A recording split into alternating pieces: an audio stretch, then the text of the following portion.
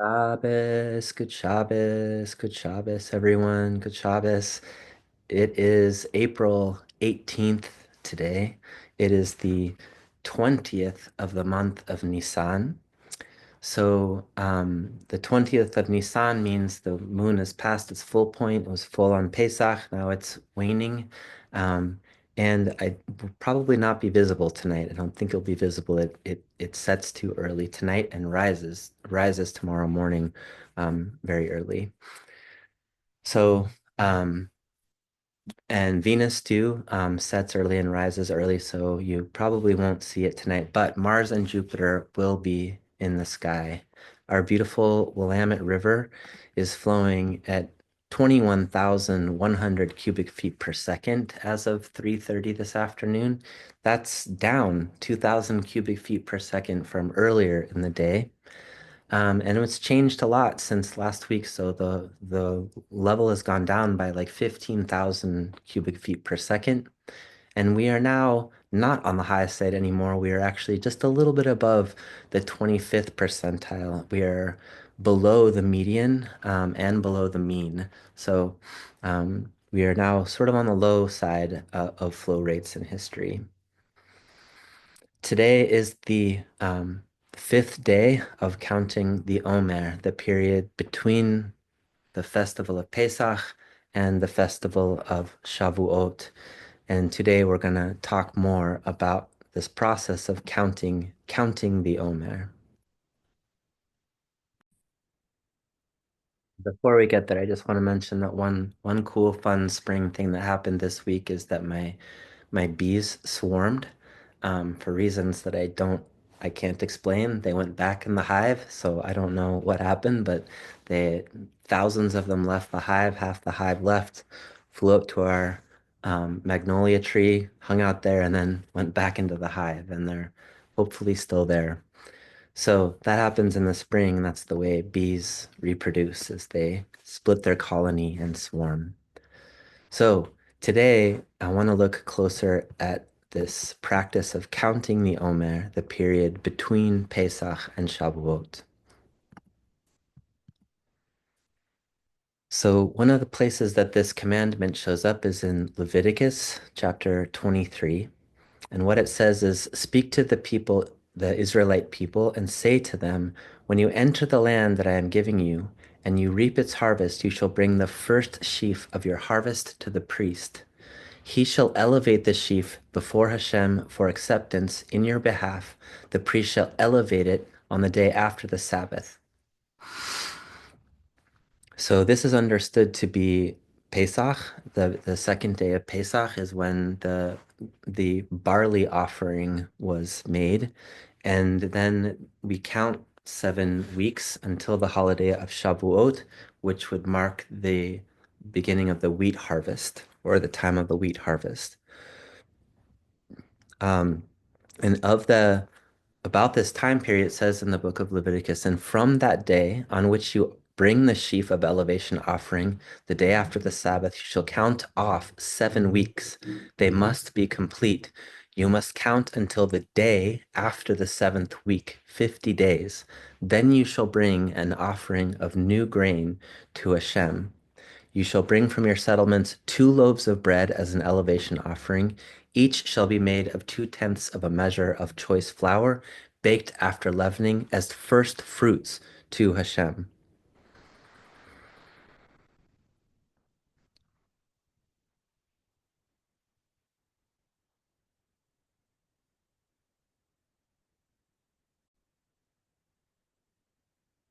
And in Deuteronomy, it says, after eating unleavened bread for 6 days, during Pesach, you shall hold a solemn gathering for Hashem your God on the seventh day. That's this coming Shabbat. For us, you shall do no work. And then from that day, you shall count off 7 weeks. Start to count the 7 weeks when the sickle is first put to the standing grain.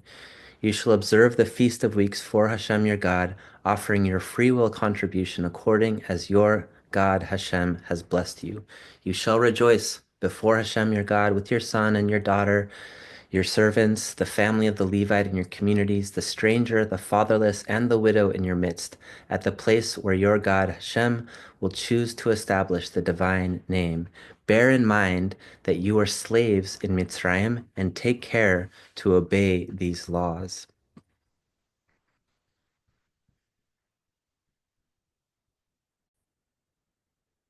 Now you can see from the text that these are agricultural holidays, that Pesach marks the barley harvest and Shavuot marks the wheat harvest.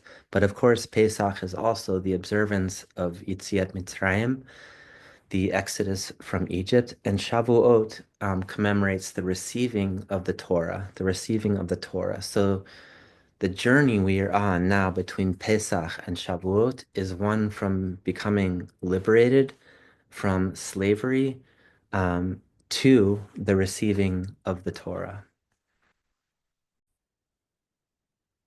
The Penine Halacha says, starting from the night of the Omer harvest. By the way, the Omer is a quantity. It's a measurement. So you're bringing a measurement of grain in.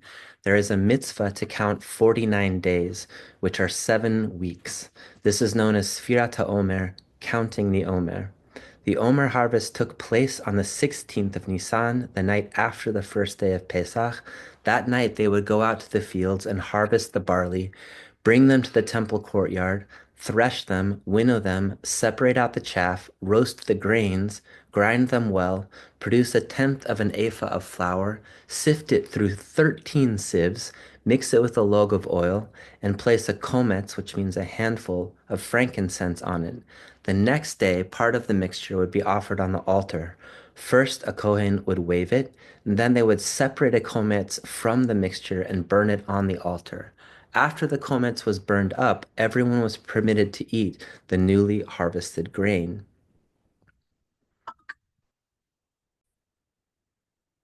Now looking deeper at what this story is, what is the transition between Pesach and Shavuot?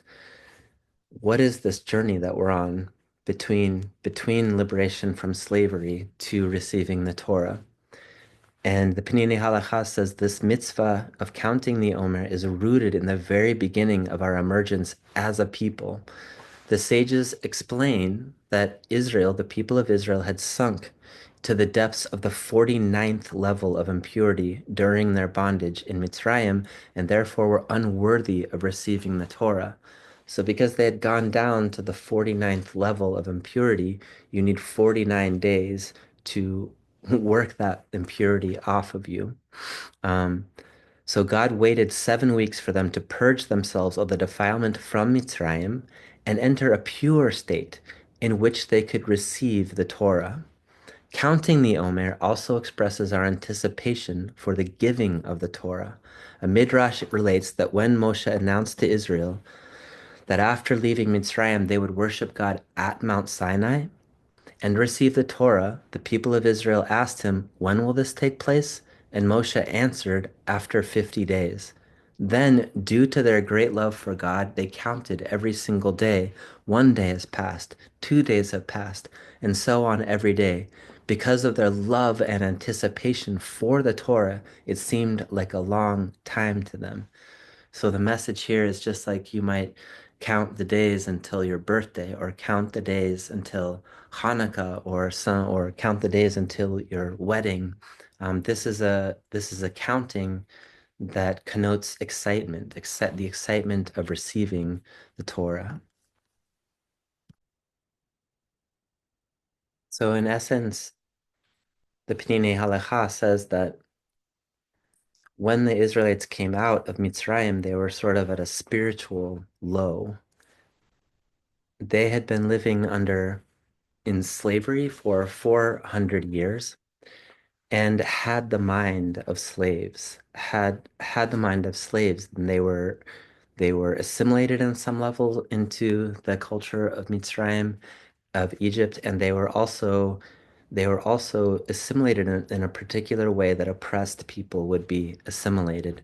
So there was all this baggage that they had to carry with them, so to speak, into the wilderness, into the journey towards the Holy Land. When those 49 days passed and they received the Torah, that represents a spiritual high. So the way they speak of this is that you begin at the 49th level of impurity. For 49 days, you refine your qualities. You you work to get the schmutz that you got on you in Mitzrayim off of you, and then you reach Shavuot. So this is the interesting thing about Shavuot in that really Pesach, even though it's the celebration of leaving Egypt, it is actually the beginning of the journey and not the end of the journey. The journey leads us to Sinai and then as a people leads us into history. The way that some of the commentators speak of this, in which the Peninei Halacha um, summarizes some what other teachers say, is that Pesach is the celebration of kind of individual freedom. It is it is the the unfettering, literally, it is removing the chains of slavery and going out from slavery. The festival of Shavuot, however, the receiving of the Torah, the holiday which we are counting toward in anticipation of receiving the Torah again, represents a very spiritual aspect. So he says that by counting the Omer, we gradually elevate ourselves in two ways, from natural nationalism to spirituality, and from natural faith to sophisticated faith.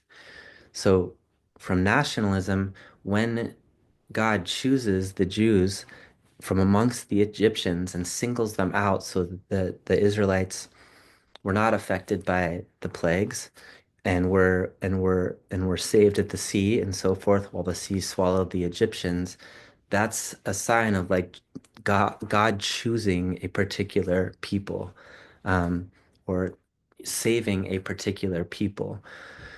But what actually makes the Jews unique and makes us a distinctive nation is the Torah. And so we are moving from this collective identity thing happens when we leave Egypt, and then we move into a more spiritual aspect of ourselves and our peoplehood. From simple faith, the simple faith which we spoke of in previous drashot about how matzah is called mechal de behemanuta, the bread of faith. It's a simple bread, the bread of poverty, the bread of affliction. And while that kind of faith is very, very powerful, the Peninei Halacha says it's not enough. It doesn't give life or direction to improve it. What you need then is a more sophisticated faith, which which the Torah represents. Um, Through the Torah and the mitzvot, we are able to link all aspects of our lives, intellectual, emotional, and practical, to that faith.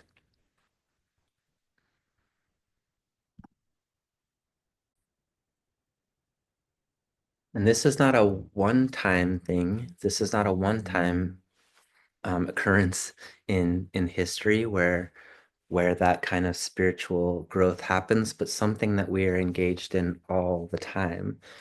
So, because we live through this yearly cyclical calendar, each year we are going out from Egypt, and each year we are going towards receiving the Torah, constantly evolving and maturing through the years and through the centuries as a people. So the Penine Halacha makes a point of saying you can't have Shavuot without Pesach.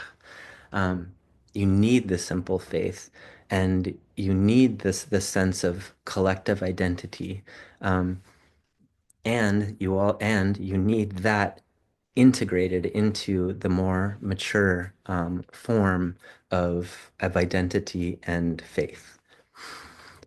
Of this, Rabbi Lord Jonathan Sacks wrote similarly. He said that therefore the journey of counting the Omer represents from chofesh, from freedom, which he calls the negative freedom of Pesach, and the release of slavery to cherut, the substantive freedom of covenant and revelation at Mount Sinai. So he actually says that he's speaking of the kind of freedom when you come out of slavery is certainly freedom, but for what exactly? It's like you're free from slavery. You are independently free in that sense, but there's nothing holding you together as a people with just freedom. So from the cherut, the release from slavery, the freedom that comes from Pesach, we move towards the substantive freedom of the covenant and the revelation at Sinai. So making an agreement between us, a covenant between the people of Israel. These are our laws. And now we as a people are going to engage this culture and these laws and these practices. This is what is going to bind us together in a relationship. This whole thing is often compared to marriage. So just as in marriage, there is love, and there's the simple love of that you might feel when you're going into your marriage around the wedding day, and then there is the arrangement, the the very mature arrangement between those two people, bound by that institution of marriage, that in the best situations leads to a constant process of maturation of the two people involved with that relationship. Um, Rabbi Sachs continues, freedom means more than losing your chains. It involves developing the capacity to think, feel, and act for the benefit of others. That needs, families, schools, places of worship, conversation between the generations, rituals, prayers, and the telling of stories. Meaning that kind of freedom needs all those things.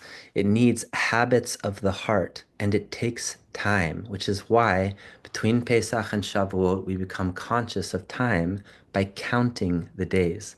Pesach is the beginning of the journey, not the end. So we are consciously counting these days between Pesach and Shavuot, so that we become habituated to toward time, and we use that consciousness to every year to try to refine our midot in context of this lifelong process of doing this practice over and over and over again each year. So good Shabbos to everyone. Wishing everyone a sweet and peaceful Shabbat. Tomorrow morning is a biblical holiday, special Shabbat service. So hope to see you all there for the seventh day of Pesach service at TBS. Shabbat Shalom.